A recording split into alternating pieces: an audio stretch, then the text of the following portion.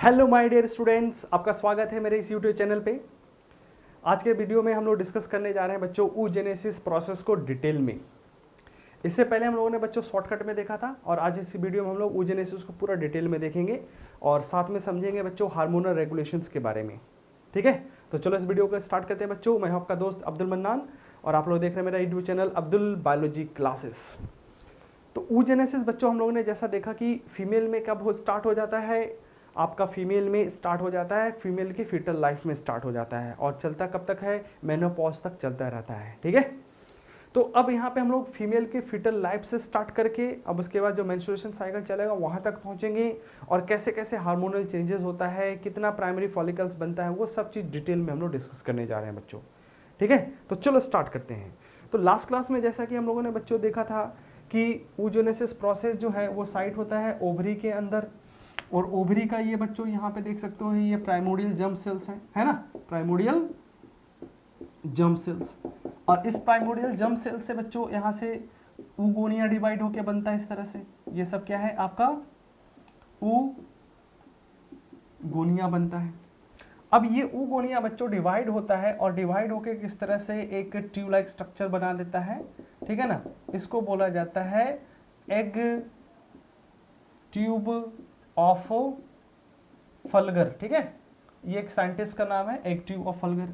अब ये egg tube फलगर बेटा तुरंत क्या करेगा, इस तरह से एक सराउंड होकर एक मास का स्ट्रक्चर बना लेता है, मास लाइक स्ट्रक्चर बना लेता है जिसमें एक सेंटर में सेल्स और बाकी के सेल्स कहाँ पे आ जाते हैं, पेरिफेरल्स पार्ट में सेल्स आ जाते हैं तुम्हारे इसमें। ठीक है, तो इस स्ट्रक्चर को बोला जाता है बच्चों एग नेस्ट बोलते हैं। क्या बोलेंगे इसको, एग नेस्ट कहते हैं हम लोग इसको। ठीक है, अब इस एग नेस्ट में बच्चों क्या होता है, आपका जो सेंट्रल सेल्स है, सेंट्रल सेल्स सराउंडिंग सेल्स से क्या करता है, न्यूट्रिएंट को एब्जॉर्ब करना स्टार्ट करता है और एब्जॉर्ब करके सेंट्रल सेल्स क्या हो जाता है, बड़ा होने लगता है और किनारे वाले जो सेल्स होते हैं बच्चों वो छोटे होने स्टार्ट हो जाते हैं। तो इसमें अब क्या होने वाला है, तो ये सेंट्रल सेल्स बड़ा हो गया है और इसके जो साइड में जो छोटे सेल्स थे वो थोड़े से पतले हो जाएंगे, इस तरह से स्मॉल साइज का हो जाता है तुम्हारा इसमें। तो अब यहाँ पे बच्चों कह सकते हैं हम लोग डिफरेंशिएशन जैसा कुछ स्ट्रक्चर हो गया, डिफरेंशिएट हो गया है। और इस पूरे स्ट्रक्चर को बेटा हम लोग इसी को कहते हैं आपका प्राइमरी फॉलिकल्स कहते हैं। क्या बोलते हैं इसको हम लोग, प्राइमरी फॉलिकल्स कहते हैं। ये है प्राइमरी फॉलिकल्स। और इस प्राइमरी फॉलिकल्स में बेटा देखो यहाँ पे आपका किनारे किनारे क्या है, पेरिफेरल्स पार्ट में जो सेल्स हैं उनको बोला जाता है फॉलिक्यूलर सेल्स। ठीक है ना, या एक और नाम बोल सकते हो बेटा इसको आप लोग ग्रेन्यूलोसा सेल्स। ठीक है ना, ग्रेनुलोसा सेल्स बोल सकते हैं। और इसमें बेटा जो सेंट्रल सेल्स है बच्चों, इसमें जो सेंट्रल सेल्स है ये आपका जो सेंट्रल सेल्स है, सेंट्रल सेल्स ठीक है, इस ये है आपका प्राइमरी oocyte सेल्स हैं। ठीक है, प्राइमरी oocytes। दैट मीन्स यहाँ पे बच्चा यहाँ पे क्या हो चुका है, इस ऊगोनिया का डिफरेंशिएशन हो गया है किसमें, प्राइमरी oocytes में। और ये पूरा का पूरा स्ट्रक्चर क्या कहला रहा है, प्राइमरी फॉलिकल्स बना रहा है तुम्हारे इसमें। और इस तरह का प्राइमरी फॉलिकल्स बेटा इस एक ओवरी में करीब करीब 3 से 4 लाख, ठीक है ना, 3 to 4 लाख इस तरह का बन के तैयार हो जाता है बिफोर किसमें, बिफोर बर्थ, मतलब ये फीटल स्टेज में। तो यहाँ पे एक लाइन खींचते हैं और इस लाइंस के ऊपर क्या है बच्चों, यहाँ पे फीमेल जो है अपने फीटल लाइफ में है ना। तो फीटल लाइफ में कितना बोला, 3 to 4 लाख इस तरह से प्राइमरी फॉलिकल्स बन के तैयार हो जाता है। ठीक है ना, प्राइमरी फॉलिकल्स बन के तैयार हो गया। अब जब इस फीमेल का बच्चा यहाँ पे क्या होगा, बर्थ होगा। ठीक है, बर्थ, ठीक है, एंड देन उसके बाद चाइल्ड एड, देन उसके बाद एडल्ट स्टेज आता है। तो ये जो प्राइमरी फॉलिकल्स दिख रहा है एक ओवरी में कितना, 3 से 4 लाख। अब कितना बच जाता है बच्चा यहाँ पे एडल्ट तक आते आते, ठीक है ना, एडल्ट तक आते आते करीब करीब इसमें 62, ठीक है ना, 80, ठीक है ना, 60 to 80 लाख। ठीक है, 60 to 80 लाख इसमें बच जाता है तुम्हारा। ठीक है ना, दैट मीन्स जब फीमेल अपने मैचुरेशन स्टेज में आएगी, एडल्ट हो जाएगी, मतलब 13 to 14 ईयर वाला, ठीक है ना, 13 to 14 ईयर वाला, तो उस टाइम पे एक ओवरी में कितना 60 to 80 एग, मतलब एग तो नहीं बोलेंगे इसमें, क्या बोलेंगे, इस तरह का प्राइमरी फॉलिकल्स बना रहता है। और बच्चों जब हम लोग शॉर्टकट में पढ़ रहे थे तो वहाँ पे मैंने मियोसिस बताया था कि इस उगोनिया से क्या होगा, प्राइमरी oocyte, और प्राइमरी oocytes में क्या होता है, मियोसिस 1 स्टार्ट हो जाता है लेकिन कंप्लीट होता नहीं है। तो अभी इसमें क्या है, ये जो प्राइमरी oocyte है ये मियोसिस 1 के प्रोफेज 1 के आपका डिप्लोटिन स्टेज में अरेस्टेड है, ठीक है ना। और इसमें मियोसिस कब होगा, जब ये आपका मेंस्ट्रुएशन साइकिल में एंटर करेगी, फॉलिकुलर हार्मोन्स आएंगे, तब इसमें इनिशिएशन होता है, ठीक है। तो इससे पहले वाला ये फीटल लाइफ वाला है। अब इसके बाद इसमें जब ये इस फीमेल का बर्थ हो गया है, अब वो एडल्ट स्टेज में पहुंच गई है, तो अब फर्दर इसमें इस प्राइमरी फॉलिकल्स का क्या होगा, तो इसके आगे हम लोग देखना स्टार्ट करते हैं, ठीक है बच्चों। अब बच्चे हम लोग उससे आगे बढ़ते हैं, ठीक है। तो हमने देखा कि जब फीमेल एडल्ट स्टेज में आ जाती है, दैट इज 13 ईयर्स, तब उसके ईच ओवरी में कितना 60 से 80 मतलब 60 से 80 हज़ार प्राइमरी फॉलिकल्स बन के तैयार है, मतलब बचे हुए रहते हैं। 3 लाख से कम होता कितना बच गया है, 60 से 80 हज़ार बच गया है। अब क्या होगा बेटा, इसमें ध्यान में रख लेना तुम लोग, ईच एंड एवरी मंथ, ठीक है, 1 प्राइमरी फॉलिकल सेलेक्ट होता है। तो इसमें क्या होगा बेटा, 1, इसमें आपका प्राइमरी फॉलिकल्स जो है, प्राइमरी फॉलिकल्स का मतलब वो प्राइमरी oocyte प्लस उसके साथ जो फॉलिकुलर सेल्स हैं, 1 primary follicle selected in each and every month of menstruation cycles, ठीक है। एक सेलेक्ट होगा जो कि अपने मियोसिस 1 को कंप्लीट कर पाएगा तुम्हारा। और ऐसा क्यों हो रहा है, ऐसा क्यों हो रहा है बेटा, ऐसा इसलिए हो रहा है क्योंकि अब यहाँ पे जैसे ही फीमेल एडल्ट हुई है तो इसके बॉडी में जो गोनाडोट्रोपिक रिलीजिंग हार्मोन्स है, GnRH वगैरह है, ये एक्टिव हो जाता है और ये स्टिमुलेट करता है एंटीरियर पिट्यूटरी को क्या रिलीज करने के लिए, ये रिलीज करता है FSH, ये FSH आ जाता है तुम्हारा, ठीक है। तो दैट मीन्स अब फीमेल्स में जो फॉलिकुलर हार्मोन्स है अब वो एक्टिव हो गया है और इस प्राइमरी फॉलिकल्स पे काम करना स्टार्ट करता है। तो प्राइमरी फॉलिकल्स के सेंट्रल में बच्चों इस तरह से प्राइमरी oocytes था और इस तरह से सराउंडिंग में क्या था तुम्हारा, ये फॉलिकुलर सेल्स था। तो अब ये नाम ही क्या है, FSH, फॉलिकुलर स्टिमुलेटिंग हार्मोन्स। तो इस फॉलिकुलर सेल्स को ये एक्टिवेट करता है और इस तरह से ये डिवाइड होके मल्टी लेयर में चेंज होना स्टार्ट हो जाता है इसमें, ठीक है। तो अब ये प्राइमरी फॉलिकल्स अब क्या हो गया तुम्हारा, ये सेकेंडरी, ठीक है ना, सेकेंडरी फॉलिकल्स में चेंज हो गया तुम्हारा, ठीक है, सेकेंडरी फॉलिकल्स में चेंज हो गया है तुम्हारा, ठीक है। एक चीज यहाँ पे और याद रखना आप लोगों को कि ये जो सेकेंडरी फॉलिकल्स में जो साइड में ये वाला कौन सा सेल था, ये था फॉलिकुलर सेल्स था, है ना। अब तो मल्टीप्लाई होकर नंबर भी बढ़ गया फॉलिकुलर सेल्स। तो ये फॉलिकुलर सेल्स क्या करता है, आपका हार्मोन सिक्रीट करना स्टार्ट करता है। कौन सा हार्मोन सिक्रीट करेगा, ये करना स्टार्ट करता है बेटा एस्ट्रोजन। तो इस तरह से फीमेल में अब एस्ट्रोजन का लेवल बढ़ना स्टार्ट हो जाता है, ये ओवरी से सिक्रीट होना स्टार्ट हो जाता है। ओवरी से कौन सा सेल कर रहा है, तो ओवरी का फॉलिकुलर सेल्स करना स्टार्ट करता है। तो इसमें एक चीज ध्यान रखना कि ये FSH के वजह से क्या हो रहा है, ये फॉलिकुलर सेल्स ग्रो कर रहा है और फॉलिकुलर सेल्स एस्ट्रोजन का फॉर्मेशंस करना स्टार्ट कर चुका है तुम्हारा इसमें, ठीक है। आई बात समझ में। तो अब ये सेकेंडरी, इसी तरह से बेटा ये सेकेंडरी से टर्शरी में चला जाता है, ठीक है, टर्शरी फॉलिकल्स में चला जाता है। तो इसमें और बड़ा होता चला जाएगा। तो अब इसमें एक सिचुएशन ऐसा आता है बेटा कि यहाँ पे एक छोटा सा कैविटीज बनना स्टार्ट हो जाता है जिसको फॉलिकुलर एंटरम्स कहना स्टार्ट करेंगे फॉलिकल्स में। इस तरह से ग्रो करेगा और बड़ा हो जाएगा और इसमें एक कैविटी इस तरह से बना लेता है, इसको हम लोग बोले हैं फॉलिकुलर स्पार्ट, इसमें कहना स्टार्ट करते हैं। इसमें ये सब सेल्स है, कौन सा फॉलिकुलर सेल्स है, और इसमें फॉलिकुलर सेल्स में इस तरह से एक एंटरम छोटा सा कैविटी बन जाता है तुम्हारा इसमें। तो इसको क्या बोले हम लोग, ये है अभी एंटरम,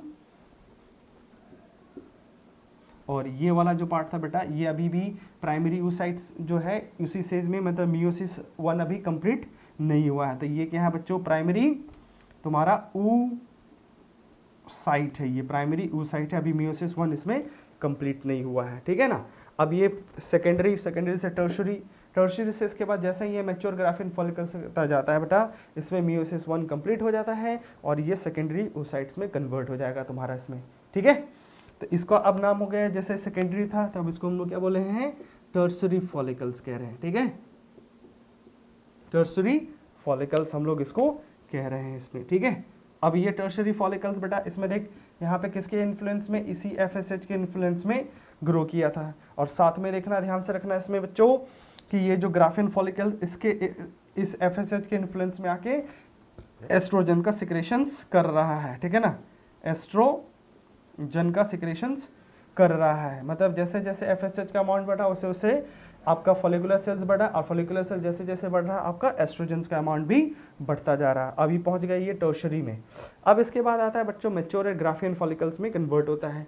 तो मैच्योर ग्राफियन फॉलिकल्स में आएगा, साथ में मियोसिस 1 भी कंप्लीट कर लेता है, ठीक है। आगे देखते हैं इसके बाद।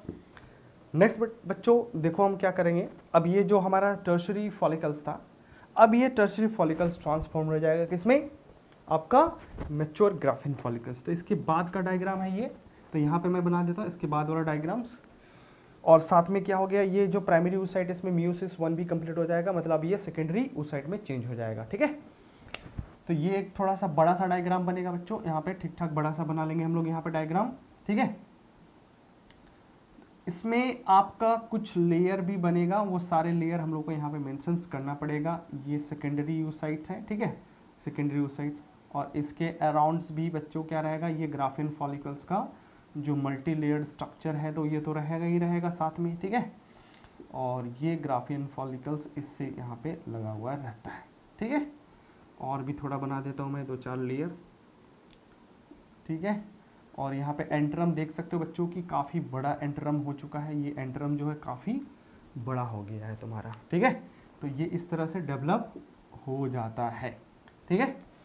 यहाँ पे बच्चों, यहाँ पे 2 लेयर है, एक ब्लैक से और एक मैं ब्लू से इस रेड से बना देता हूँ।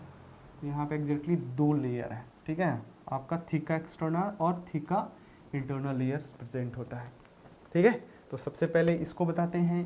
तो ये क्या है बच्चों, ये है आपका सेकेंडरी oocyte, मियोसिस 1 कंप्लीट हो चुका है, और ये है आपका सेकेंडरी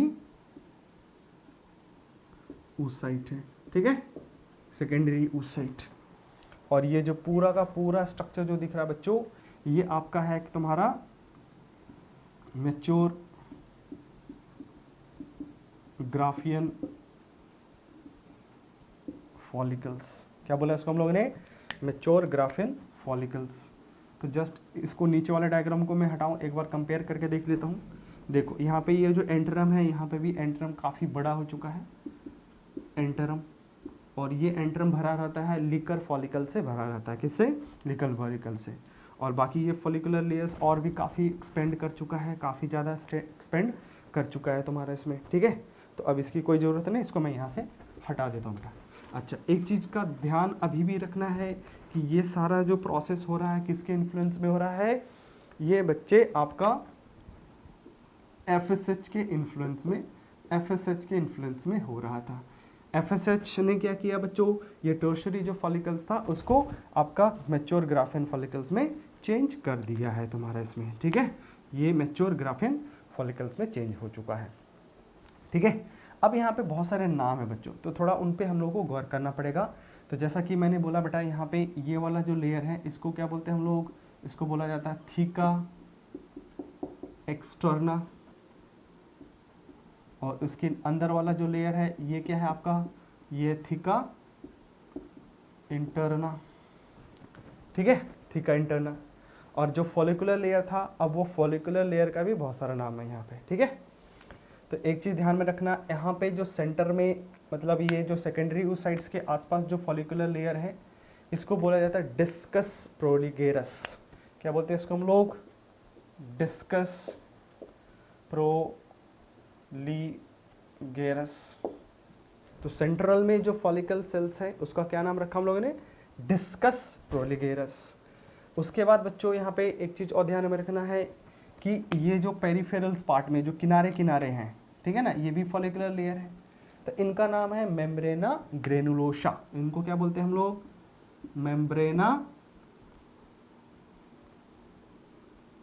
मेम्ब्रेना ग्रेनुलोसा, ठीक है, इसको बोलते हैं मेम्ब्रेना ग्रेनुलोसा। और यहाँ पे देख सकते हो बच्चों कि डिस्कस प्रोलिगेरस और इस मेम्ब्रेना ग्रेनुलोसा जो पेरिफेरल्स पार्ट में, उनको आपस में लिंक करने के लिए यहाँ पे एक और फॉलिकुलर लेयर होता है जिनको बोलते हैं क्यूमुलस ओफोरस, क्यूमुलस ओफोरस, ओफोरस, ठीक है, क्यूमुलस ओफोरस। तो ये सब क्या है, अलग अलग फॉलिकुलर लेयर के ही नाम है। क्या क्या नाम है?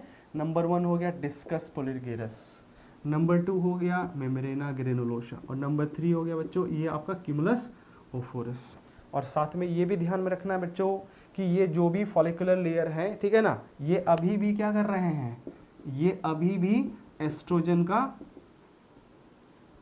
सिक्रेशंस करते जा रहे हैं। तो इससे क्या हो रहा है, एस्ट्रोजन का कॉन्सेंट्रेशन बढ़ता जाता है। अब due to the high estrogen concentration बच्चों, ये आपका पिट्यूटरी ग्लैंड्स को फीडबैक देता है, और उधर से अब आ जाता है आपका एक और हार्मोन्स, ठीक है ना, ये है आपका LH बच्चों, ल्यूटिनाइजिंग हार्मोन्स, ठीक है ना, ल्यूटिनाइजिंग हार्मोन्स। तो मतलब अब यहाँ पे एक नया हार्मोन एक्ट करने जा रहा है इस मैच्योर ग्राफियन फॉलिकल्स पे, आपका LH, ल्यूटिनाइजिंग हार्मोन्स। और इस ल्यूटिनाइजिंग हार्मोन्स के वजह से बच्चा क्या हो जाएगा कि ये जो मैच्योर ग्राफिन फॉलिकल्स है ये रप्चर हो जाता है, और इस रप्चरिंग प्रोसेस को क्या बोलते हैं यहाँ पे, ओव्यूलेशंस, मतलब एग रिलीज होने के प्रोसेस को बोला जाता है ओव्यूलेशंस। तो ये ओव्यूलेट हो जाएगा तुम्हारे इसमें, और एग क्या होता है, ओवरी से निकल के ये कहाँ जाता है, एब्डोमिनल कैविटीज में, जहाँ पे फैलोपियन ट्यूब उसको पिक कर लेता है, ठीक है। तो ये जो सेकेंडरी oocyte आपको दिख रहा है ना, ये सेकेंडरी oocyte, यही सेकेंडरी oocyte एग है, यही इसी को हम लोग एग कह रहे हैं। हालांकि अभी एग कंप्लीटली बना नहीं है, क्योंकि अभी कुछ और भी प्रोसेस बचा हुआ। मियोसिस 1 अभी कंप्लीट हुआ, मियोसिस 2 हुआ ही नहीं कंप्लीट है, ठीक है। एनीवे, तो अब यहाँ पे ये रप्चर होगा और अलग हो जाएगा। तो अब रप्चरिंग के बाद ये ग्राफिन फॉलिकल्स कैसे चेंज हो जाता है, तो यहाँ पे देख सकते हैं। इस डायग्राम को मैं ऐसे रहने देता हूँ, बट इसमें एज्यूम कर लेना बेटा कि यहाँ से ये फट गया है, और इसमें से ये जो पूरा का पूरा पोर्शन जो है ये निकल के अलग हो गया है, और ये बचा हुआ जो ग्राफिन फॉलिकल्स का पार्ट है वो अलग हो चुका है तुम्हारा। तो यहाँ से मैं 2 रास्ते बना देता हूँ, एक रास्ता इधर और एक रास्ता इधर, ठीक है, 2। तो एक साइड में हम लोग यहाँ पे बेटा ले लेते हैं आपका, ये आपका सेकेंडरी oocyte जो था, सेकेंडरी oocyte। सेकेंडरी oocyte के जस्ट अराउंड बेटा यहाँ पे एक लेयर होता है, ठीक है ना, जोना पेलुसुडा, ठीक है, जोना पेलुसुडा, और एक स्पेस होता है पेरीवाइटलिन स्पेस होता है। और इसके बाहर यहाँ पे क्या होता है आपका, ये कोरोना रेडिएटा, मतलब फॉलिकुलर लेयर का ही पार्ट होता है, और कुछ फॉलिकुलर लेयर और भी इसके साथ एसोसिएटेड होते हैं तुम्हारा इसमें, ठीक है, एसोसिएटेड। तो दैट्स द सेकेंडरी स्ट्रक्चर। इसका स्ट्रक्चर बाद में जब डिटेल में बनाएंगे तो वहाँ पे देख लेना, बट अभी फिलहाल ध्यान रखना है कि ये क्या है आपका, ये सेकेंडरी oocyte है, और ये सेकेंडरी oocyte यही फैलोपियन ट्यूब में जाएगा फर्टिलाइजेशन के लिए, ठीक है। इसमें खास करके क्या दिख रहा है बच्चा, यहाँ पे दिख रहा है ये जोना पेलुसिडा, ठीक है ना, और एक खास करके दिख रहा है कोरोना रेडियाटा, ठीक है, कोरोना रेडियाटा दिख रहा है, ठीक है।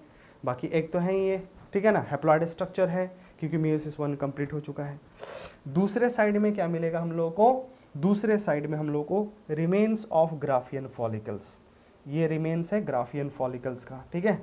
तो इसके साथ ये फॉलिकुलर लेयर जो है ये सब के सब ग्राफियन फॉलिकल्स लेयर इसके साथ रहता है, ठीक है, ग्राफियन फॉलिकल्स।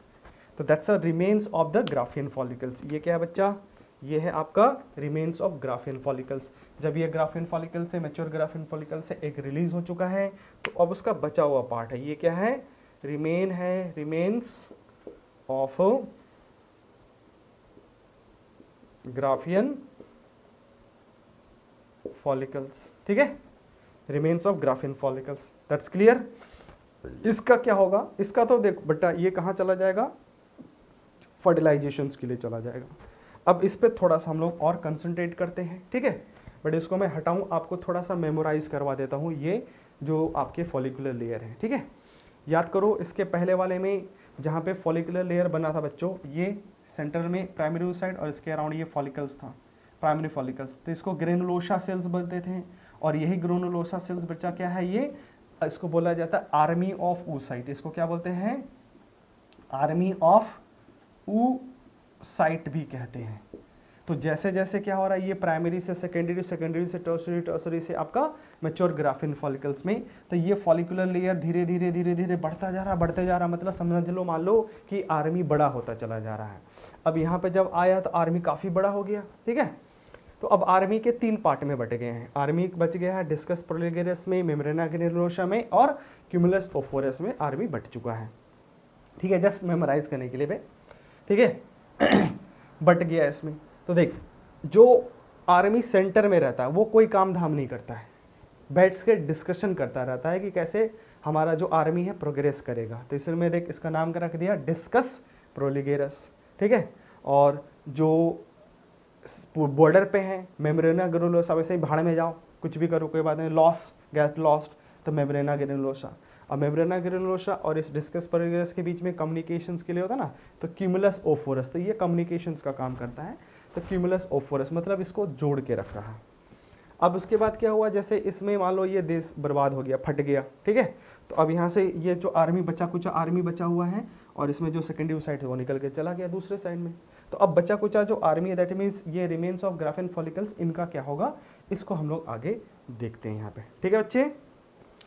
बच्चों ये क्या है हमारा, ये है आपका रिमेन्स ऑफ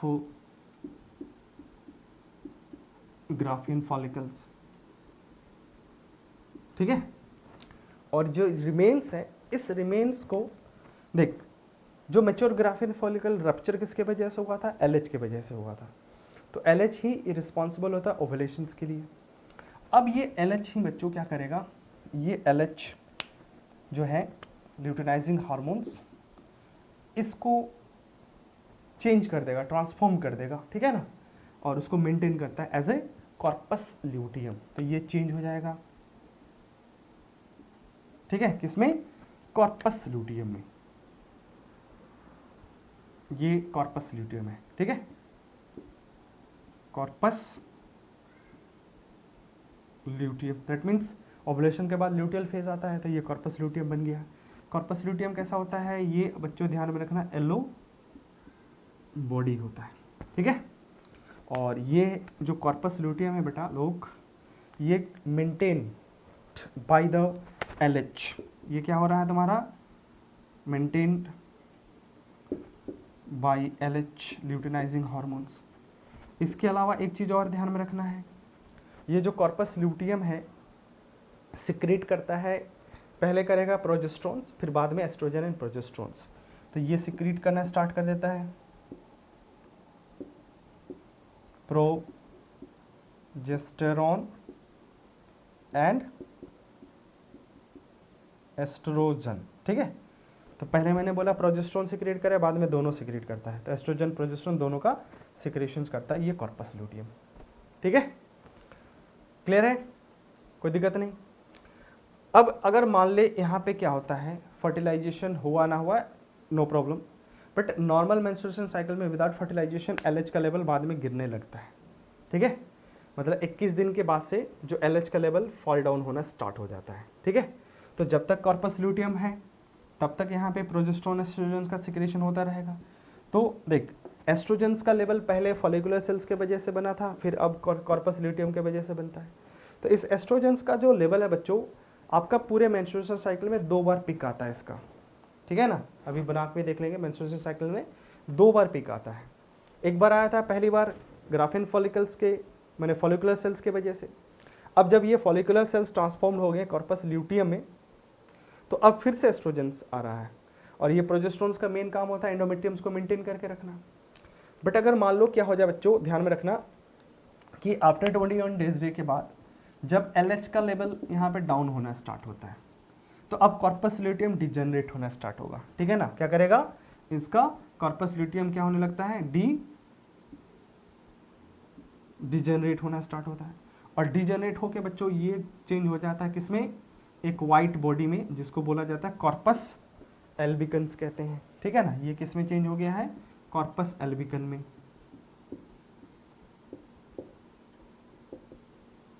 ठीक है। That's a corpus albicans, that is the white body. ये क्या हो जाता है, वाइट बॉडी में हो जाता है, ये वाइट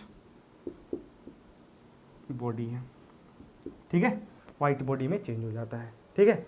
और ये क्या रहेगा, इस ओवरी के अंदर एज अ स्कार ऐसे ही पड़ा रहता है, और ये कोई हार्मोन वगैरह का सिक्रेशंस नहीं करता है, ठीक है। मतलब ये खत्म। तो देख जैसे हम लोग अपना जो ट्रिक कर रहे थे, ट्रिक को आगे बढ़ाते हैं। तो आर्मी जो था फट गया, फटने की वजह से आर्मी ये एलोइस बॉडी, मतलब क्या हो गया, चपरासी टाइप का बन गया कुछ, ठीक है ना, चपरासी एलो बॉडी, पुलिस वुलिस बन गया, ठीक है। फिर उसके बाद आर्मी मर गया, मरने के बाद कैसा, वाइट कफन, तो वाइट बॉडीज में कन्वर्ट हो जाता है तुम्हारा इसमें, ठीक है।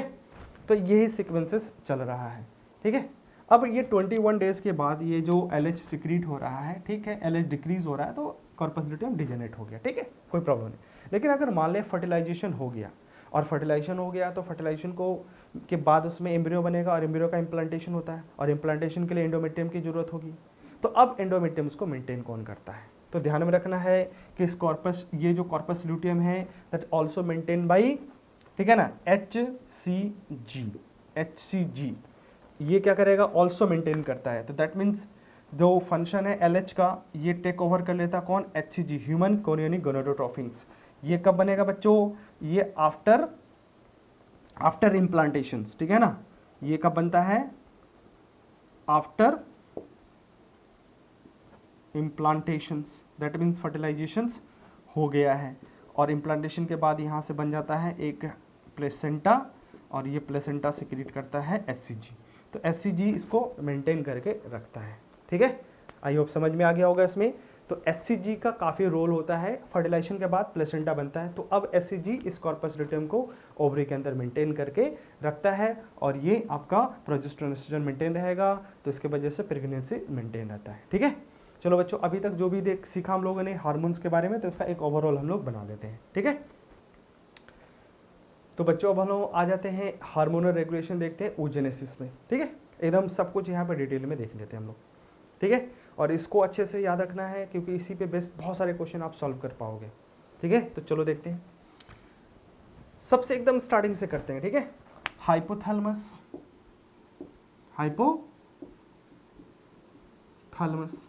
हाइपोथैलेमस GnRH सिक्रीट करता है, गोनाडोट्रोपिक रिलीजिंग हार्मोन्स। और GnRH किसको एक्ट करता है बच्चों, एंटेरियर पिट्यूटरी को, और एंटेरियर पिट्यूटरी दो हार्मोन सिक्रीट करता है, एक करता है FSH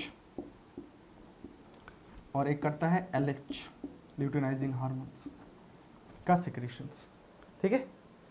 और इधर हम लोग नीचे से अगर चलते हैं बच्चों, तो एक हार्मोन था यहाँ पे एस्ट्रोजन, और एक था आपका प्रोजेस्टेरॉन, ठीक है। और अभी तुरंत हम लोगों ने एकदम रिसेंटली सीखा बच्चों कि ये जो एस्ट्रोजन्स है, ये कहाँ से आ रहा था, तो ये फॉलिकुलर सेल से, ओवरी का। और जो ये प्रोजेस्टेरॉन आ रहा था, कौन सिक्रीट कर रहा था, तो यही जो फॉलिकुलर सेल्स चेंज हो गया था किसमें,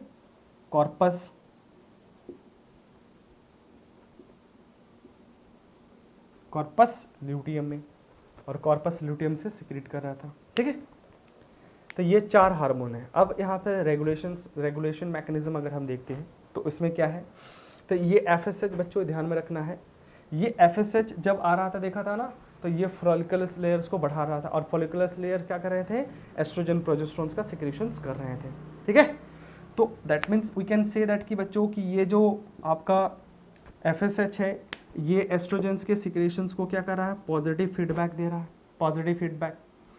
उसके बाद जब एस्ट्रोजेंस का लेवल बढ़ा था, तो ये सिग्नल दिया था किसको, ये दिया था सिग्नल आपका LH को, तो ये किसको दे रहा है, LH को पॉजिटिव फीडबैक दे रहा कि LH सिक्रीट हो। अब जैसे LH आया था, तो ग्राफिन फॉलिकल्स रप्चर होके ये आपका एग रिलीज किया था, और ग्राफिन फॉलिकल्स को यही LH चेंज कर देता है किसमें, कॉर्पस ल्यूटियम में, और कॉर्पस ल्यूटियम प्रोजेस्टेरॉन का सिक्रीशन। तो वी कैन से दैट कि बच्चों कि ये जो आपका LH है, ये प्रोजेस्टेरॉन के सिक्रीशंस को क्या कर रहा है, ये पॉजिटिव फीडबैक दे रहा है इस तरह से, ठीक है, पॉजिटिव फीडबैक। अब उसके बाद बच्चों जब ये प्रोजेस्टेरॉन अब अगर फीमेल के ब्लड में मेंटेन है, तो दैट मीन्स फीमेल्स क्या है 21 दिन के बाद मतलब मेंस्ट्रुएशन साइकिल खत्म हो गया, लेकिन अभी भी अगर प्रोजेस्टेरॉन है, तो उसमें समझ जाना कि वो फीमेल अब प्रेग्नेंट है, क्योंकि मैंने पहले बताया था कि इस कॉर्पस ल्यूटियम को दो लोग मेंटेन करने वाले होते हैं। ड्यूरिंग मेंस्ट्रुएशन साइकिल LH करता है, और LH का लेवल गिरने की वजह से कॉर्पस ल्यूटियम डिजेनरेट होता है, प्रोजेस्टेरॉन गिरना है, तो मेंस्ट्रुएशन स्टार्ट हो जाता है, ठीक है। क्योंकि प्रोजेस्टेरोन ही एंडोमेट्रियम को मेंटेन करा, और प्रोजेस्टेरोन का लेवल गिरा तो प्रोजेस्टेरोन को एंडोमेट्रियम को मेंटेन कोई नहीं कर पाएगा, ठीक है। बट अगर फर्टिलाइजेशन हो गया, इम्प्लांटेशन हो गया, तो एक नया हार्मोन आ जाता था HCG। तो अब HCG इस कॉर्पस ल्यूटियम को मेंटेन रखेगा, और कॉर्पस ल्यूटियम की वजह से क्या होता रहेगा बच्चों, इसमें प्रोजेस्टेरोन का सिक्रेशन हो रहा है, मतलब दो लोग इसको मेंटेन कर रहे हैं, ठीक है। तो अगर मान लो अब क्या है, प्रोजेस्टेरोन अगर ब्लड में मेंटेन है तो मतलब वो फीमेल प्रेग्नेंट है, और प्रेगनेंसी के टाइम पे दूसरा मेंस्ट्रुएशन साइकिल स्टार्ट नहीं होता। क्यों नहीं होता है, तो इसमें पीछे हम कह सकते हैं कि ये जो प्रोजेस्टेरोन है बच्चों, ठीक है, ये क्या करता है, या इस एस्ट्रोजन भी इवन, ये दोनों इसको क्या कर रहे हैं, नेगेटिव फीडबैक दे रहे हैं, ठीक है। मतलब ये प्रोजेस्टेरोन FSH को या एस्ट्रोजन ये FSH को नेगेटिव फीडबैक दे रहा होता है तुम्हारा, ठीक है। तो ड्यूरिंग प्रेगनेंसी नया फॉलिकुलर सेल सेलेक्ट नहीं होगा, और उसमें नया एग बनता नहीं है, मतलब मेंस्ट्रुएशन साइकिल चलता नहीं है तुम्हारा इसमें। तो ये ओवरऑल हार्मोनल रेगुलेशंस, ठीक है बच्चों, क्लियर है।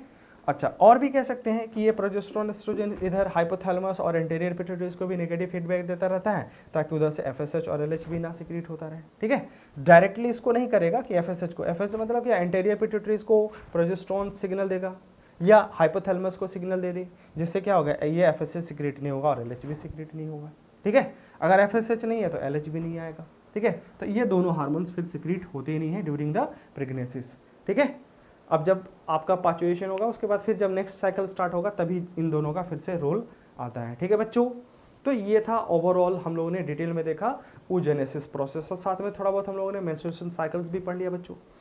अब नेक्स्ट क्लास में हम लोग मेंस्ट्रुएशन साइकिल स्टार्ट करेंगे, तो अब वहाँ पे हर स्टेज को डिटेल में पढ़ा जाएगा मेंस्ट्रुएशन साइकिल्स को, ठीक है बच्चों। तो ये वीडियो आपको कैसा लगा है, आप कमेंट सेक्शन में बता दीजिएगा मुझे कमेंट करके कि आपको ये वीडियो कैसा लगा है। अगर आप लोगों में से जो लोग भी बच्चों नए हो मेरे चैनल पे, तो चैनल को सब्सक्राइब कर लेना, और आप चाहें तो अब मुझे आप अनअकैडमी पे भी पूरा कोर्स जो है आप पढ़ना चाहें पढ़ सकते हैं। उसमें मैं एक चला रहा हूँ अभी मिशन 360 आउट ऑफ 360, उसमें बहुत सारा MCQ हम लोग अभी सॉल्व कर रहे हैं, और साथ में मैंने बच्चों एक और नया सीरीज की स्टार्ट किया है आपका NCERT बेस्ड क्वेश्चंस को। तो उसको अगर देखना बच्चों, ओनली NCERT एकदम लाइन बाय लाइन NCERT का, तो आप लोग मुझे फॉलो कर लेना आपके अनअकैडमीज पे, और वहाँ पे फ्री क्लासेस को अभी एंजॉय करो, ठीक है बच्चों। तो चलो हम मिलते हैं नेक्स्ट वीडियो में, तब तक के लिए ऑल द बेस्ट बच्चों, बाय बाय।